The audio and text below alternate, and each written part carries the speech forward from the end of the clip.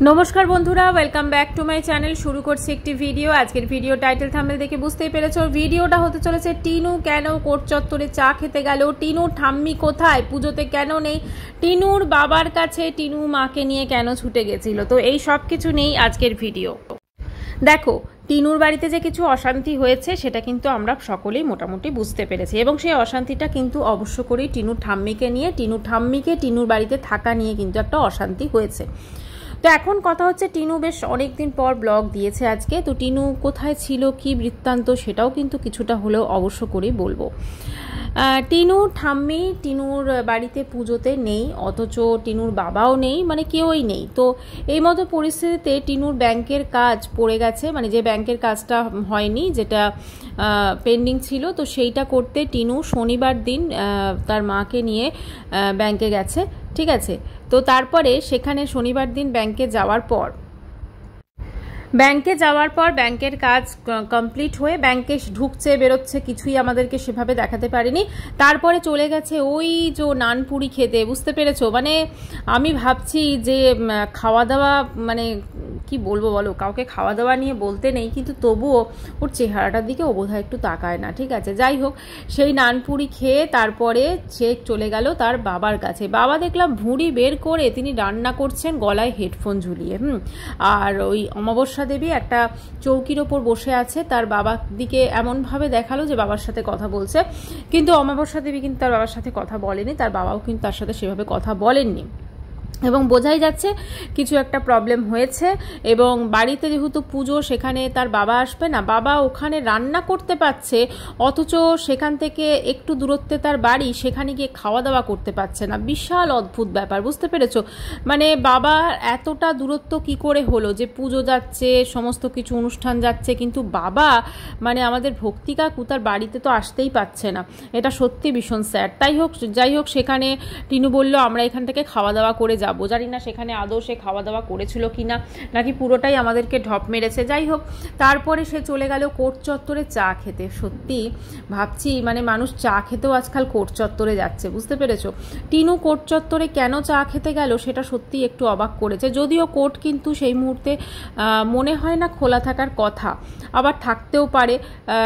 অনেক ক্ষেত্রে কিন্তু অনেক কোর্ট আছে যেখানে হয়তো বা লক্ষ্মী পুজোর পর খুলে যায়, আবার কিছুদিন হয়তো থাকে, আবার তারপরে হয়তো দিওয়ালি থেকে শুরু হয়, জানি না কি বৃত্তান্ত।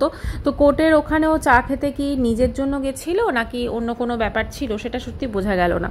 কোর্টের ওখান থেকে চাটা খেয়ে সে বাড়ি ফিরল এবং বাড়ি ফিরে সে তারপরে পরের দিনের আবার একটা ব্লগ শুরু হলো। সেখানে সে খুব নাকি তারা মানে দেরি করে ঘুম থেকে উঠেছে, সেটাও অনেক বেলা, তো সেখানে নিজের চাটা নিজে করে নিচ্ছে, তারপর 14 শাক, তারপরে এই সমস্ত নিয়ে মোটামুটি চলছে।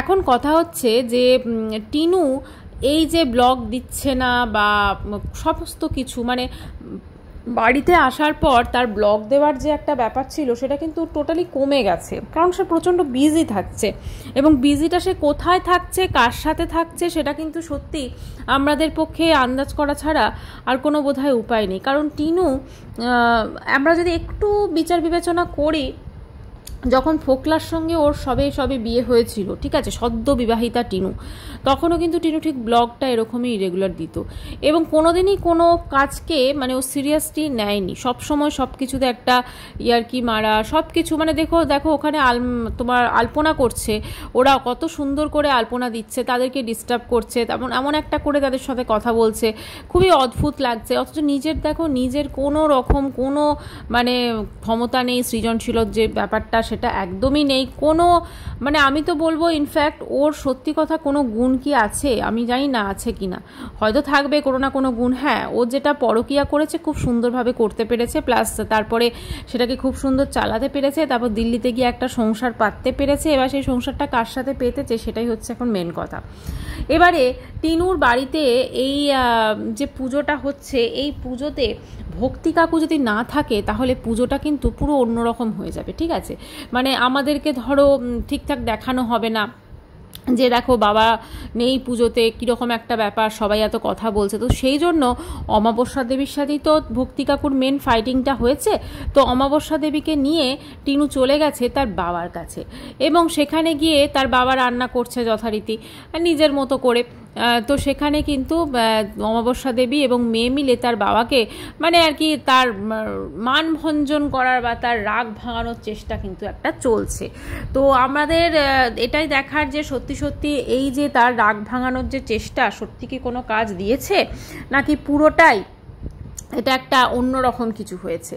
এখন টিনুর মায়ের আমরা যদি মানে মুখমণ্ডলটা দেখি, তার মুখমণ্ডলে যে আগে অতিরিক্ত একটি হাসি ঝলকানি লেগে থাকতো, সেই ঝলকানিটা কিন্তু এখন আমরা খুব একটা দেখতে পাই না, বুঝতে পেরেছো? আর ওই যে টিনুর বাবার কাছে গেছে বা তার আগে যখন নানপুরি খাচ্ছে, দেখবে মুখটা পুরো একটা টেনশনময় একটা মুখ হয়ে আছে, ঠিক আছে, একটা টেনশনময় একটা কীরকম একটা অমাবস্যা দেবী লাগছে। তো সব কিছু মিলেমিশে কোথাও না কোথাও বোঝাই যাচ্ছে যে টিনুর বাবা মায়ের সংসারেও কিন্তু একটা অশান্তি বা একটা অন্যরকম কিছু পরিস্থিতির সৃষ্টি হয়েছে। এখন অনেকেই বলছে যে টিনুর মা যেহেতু টিনুর সংসার ভেঙেছেন সেজন্য নাকি টিনুর মায়ের এই দুর্দশা। দেখো, টিনুর মা টিনুর সংসার ভেঙেছে এটা কিন্তু পুরোপুরিভাবে বলা যায় না। হ্যাঁ, মেয়েকে অন্যায় কাজে সাপোর্ট করেছে এটা অবশ্যই বলা যায়। তো সেক্ষেত্রে এক তরফ থেকে দেখতে গেলে অবশ্য করেই টিনুর মা মেয়ের সংসার ভেঙেছে, কিন্তু আজকে ধরো টিনুর জীবনের যা কিছু পরিস্থিতি তার জন্য কিন্তু ও ম্যাক্সিমাম দায়ী কিন্তু ও, কারণ ওর নিজের জীবন, নিজের বাচ্চা, নিজের সংসার, নিজের স্বামী, নিজের সমস্ত কিছু সে কিন্তু ছেড়ে এসেছে শুধুমাত্র হনুমানের মতো একটা ফোকলার জন্য। এখন দেখো, ওইটা ছেড়ে এসে যে সে এখন ফোকলার সাথে নেই কি আছে সেটা কিন্তু আমরা এখন কিছুই বুঝতে পারছি, কারণ ফোকলা কিন্তু এখন ছোটা আন্ডারগ্রাউন্ড হয়ে গেছে। ফোকলাকে আমরা কোথাও খুঁজে পাচ্ছি না। আগে তো ফোকলা একবার একটা কিছু হিন্স দিলে ফোকলা একদম বসে যেত লাইভ করতে, বুঝলে তো। তারপরে তার আগে আসতো হচ্ছে কমিউনিটি পোস্ট, তারপরে হচ্ছে লাইভ। তো দেখো সেইগুলো কিন্তু এখন আর আমরা একদমই দেখতে পাই না, কারণ ফোকলা কিন্তু এখন মানে সবার থেকে একটুখানি দৃষ্টিগোচর হয়ে গেছে, একটু আড়াল হয়ে গেছে। এটার একটাই কারণ হতে পারে যে টিনু বর্তমানে যে কাকু কাকু কাকু যাকে করছে সে ফোকলু ফোকলু ফোকলুই হবে, ঠিক আছে।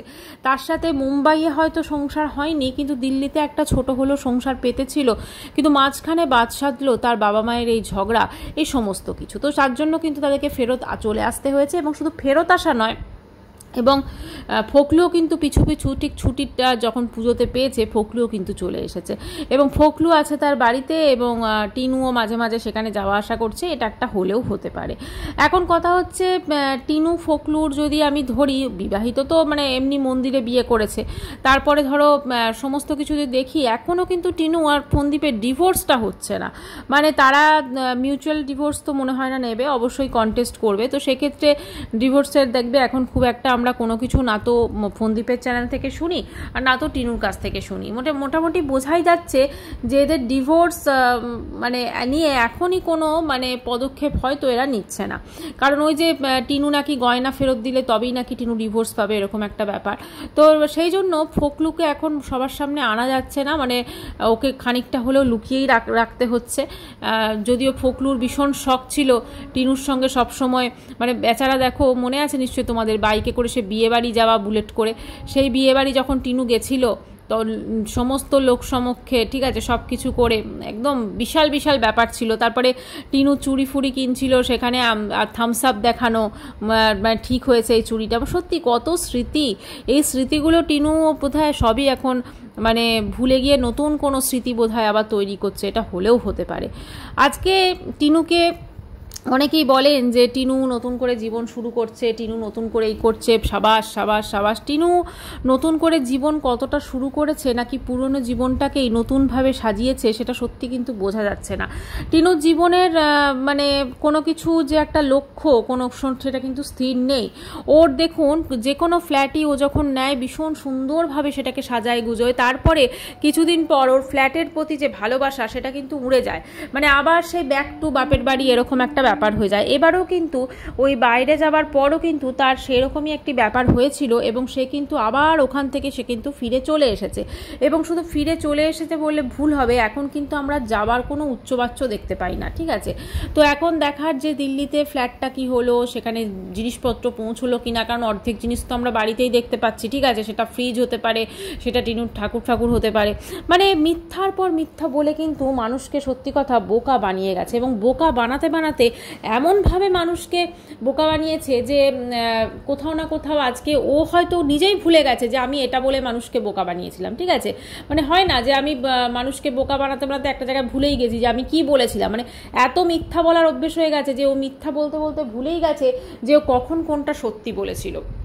এখন কথা হচ্ছে টিনুর এই যে জীবনযাত্রা, টিনুর এই যে সমস্ত কিছু, এগুলোর কি সত্যি কোনো মানে পরিবর্তন আসবে? কারণ আমরা গত 2 বছরে ওর জীবনে যেরকম কিছু আমরা দেখেছি, এতটা বেলেল্লাপনা থেকে শুরু করে এতটা একটা অসংযমী যে একটা জীবনযাপন, সেই জীবনযাপনটাকেই কিন্তু ও আবার গ্রহণ করেছে। ঠিক আছে, এবারে একটা জিনিস হয়তো লক্ষ্য করবেন, টিকু যখন দিল্লিতে গেল কত সুন্দরভাবে ও নিজেকে আপগ্রেড করছিল, কত সুন্দরভাবে নিজেকে নিয়ে ভাবছিল, নিজেকে নিয়ে আরও অনেক কিছু দিক চিন্তা করছিল। হলোই না সেটা ফোকলুর সাথে, কিন্তু করছিল তো।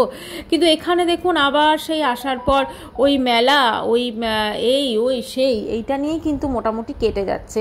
আর যেখানেই যাচ্ছে, এবারেও দেখলাম যে ব্যাংকে গেছে, সেখানে ব্যাংকে গিয়ে ব্যাংকটা দেখাতে পারিনি, কিন্তু মেলাতে ওই দেখো কালী পুজোর মেলা বসেছে, মেলা একদম সে আছে না তোমায় আমায় মিলে মেলাতে যাব। ঠিক আছে, তো সবসময় মেলা বসেই আছে। আসলে ওর জীবনে এত এখন খুশি, এত আনন্দ, এত মেলায় পরিপূর্ণ যে ও জীবনটাকে এখন মেলাময় জীবন করে নিয়েছে। সব জায়গায় মেলা দেখলেই ও, কারণ ও দেখবেন আবার কদিন মানে এই 2-3 দিনের মধ্যে আবার হয়তো দেখবেন মেলার একটা ভিডিও দিয়ে দিয়েছে। ঠিক আছে, আচ্ছা এখানে আরেকটা জিনিস, ও যে কালী পুজোর জন্য বাজার করতে গেছিল, সেখানে নাকি ওর দাদা অর্ধেক টাকা দিয়েছে, কিন্তু দাদা টাইম দিতে পারেনি। এটা আপনাদের কারোর বিশ্বাস হয়েছে যে ওর দাদা কালী পুজোর অর্ধেক খরচ দিয়েছে?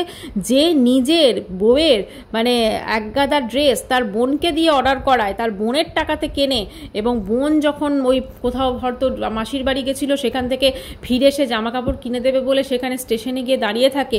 আপনাদের কারুর মনে হয় যে বাড়ির পুজোর বাজারটা সে তার দাদাকে দাদা দেবে? আসলে এগুলো কেন বলছে বলুন তো, কারণ মানুষজন তো ভীষণ কথা বলতে শুরু করেছে যে তোমার দাদা কি করছে, তুমি সমস্ত খরচ করছো, তোমার দাদা কি করছে। তো সেই মানুষের মুখ বন্ধ করানোর জন্য কিন্তু আজকে টিনু এটা একটা নতুন দেখবেন কথা বলা শুরু করেছে যে আমার দাদা সমস্ত কিছু দিচ্ছে বা আমার দাদা এটা করছে। আসলে কিন্তু ও দাদা কিন্তু কিছুই করছে না। ঠিক আছে, সমস্ত খরচ খরচা যা কিছু আছে সব কিছু কিন্তু ওই করছে, এবং এখানে আমাদের পক্ষে কোনোদিনই বিশ্বাস করা সম্ভব না যে ওর দাদা ওদের বাড়ির পুজোর খরচ দেবে। ঠিক আছে, ওর দাদা কোনোদিনও ওদের বাড়ির পুজোর খরচ দেবে না। ওইটা সমস্ত খরচটাই কিন্তু এখানে পুরোপুরিভাবে টিনুই বহন করছে। আর ভক্তি কাকুকে ওরা একটুখানি মাথায় হাত বুলিয়ে চলো যে তুমি পুজোতে আসবে, পুজোতে এই করবে, পুজোতে ওই করবে, একটুখানি রাগ ফাগ ভাঙাতে গেছিল। কিন্তু কতটা সাকসেসফুল হয়েছে টিনু বা তার মা, সেটা তো আমরা অবশ্য করেই যেদিন আমরা ওর ব্লগ দেখব, পুজোর ব্লগটা, সেদিনকে আমরা দেখতে পাবো। তবে ঠাম্মি পুজোতে থাকবে না, এটা সত্যি খুব খারাপ লাগছে। মানে ঠাম্মি, বাবা, মা, দাদা, বৌদি সবাই মিলে, ফোকলা একটুখানি আড়ালে, এই সবাই মিলে যে পুজোর যে আনন্দ, পুজোর যে মজা, সেটা কিন্তু সত্যি আমার মনে হয় টিনু ভীষণভাবে মিস করবে। ও আরেকটা জিনিস টিনু দেখেছেন যে যেখানে থাম্বনেলে ছবিটা দিয়েছিল, টিনু লাল শাড়ি পরে একদম সুন্দরভাবে, টিনু নতুন জীবন শুরু করেছে, নতুন জীবনটাকে নতুনভাবে সাজাচ্ছে, নিজের সন্তানের কথা ভুলে নতুন জীবনে পা দিয়ে নতুনভাবে ওড়ার চেষ্টা করছে।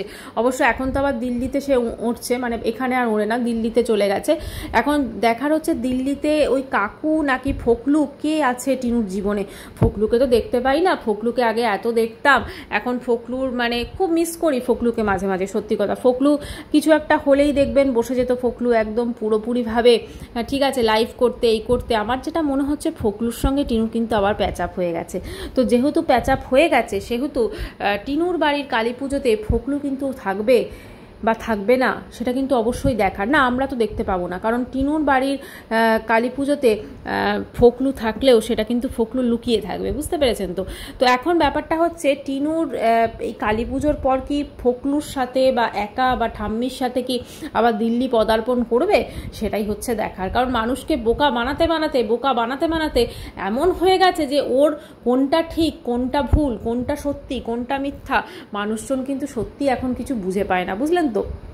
তো যাই হোক, টিনুর জীবনে যা কিছু চলছে, এই জীবনটাকে টিনু যেভাবে সাজিয়েছে, যেভাবে সমস্ত কিছু করেছে, তাতে একটা জিনিস তো প্রমাণ হয় যে টিনু তার বাচ্চার প্রতি বিন্দুমাত্র টান নেই। হ্যাঁ, এখন অনেকেই বলতে পারেন বাচ্চার প্রতি সবসময় কেন আমরা বলি বাচ্চার প্রতি টান নেই, বাচ্চার প্রতি টান নেই, কেন বলছি?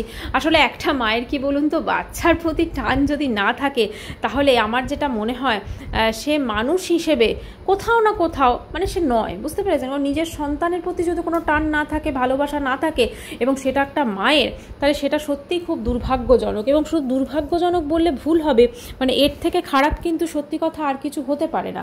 কারণ টিনুরকে আমরা যেভাবে দেখেছি, দিনের পর দিন টিনু যেভাবে মানে আমাদেরকে মিথ্যে কথা বলে যা যা করে গেছে টিনু, তো সমস্ত কিছুর মধ্যে একটা জিনিস তো মানে হয় যে টিনু আবার কোনো একটি মিথ্যার হয়তো সূচনা করছে, বা আবার কোনো একটি মিথ্যা হয়তো আমাদেরকে বলছে, এবং সেটা হয়তো খুব তাড়াতাড়ি আমরা আবার ধরে ফেলবো, এটা হতেই পারে।